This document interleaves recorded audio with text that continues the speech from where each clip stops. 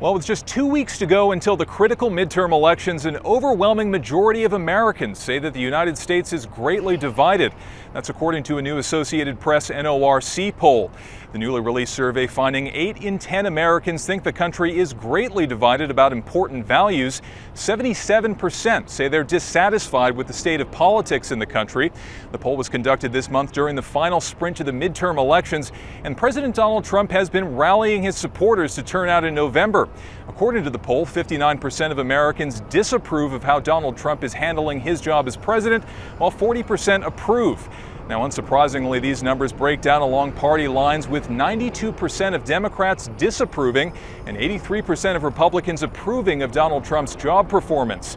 Now, as the election approaches, nearly half of Americans said they aren't hearing enough from the campaigns about the issues that matter most to them.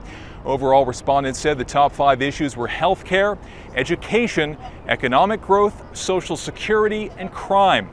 Now, this is the first major election since the start of the Me Too movement, and polling shows sexual misconduct is a key issue with voters.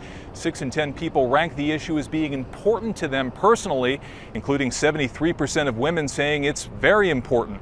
And following Justice Brett Kavanaugh's bruising confirmation hearing that included allegations of sexual assault and excessive drinking, 43% of Americans somewhat or strongly disapprove of Kavanaugh's confirmation.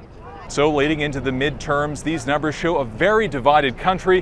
What's more, just 20% of Americans think the country will be less divided anytime soon. I'm Robert Bumstead.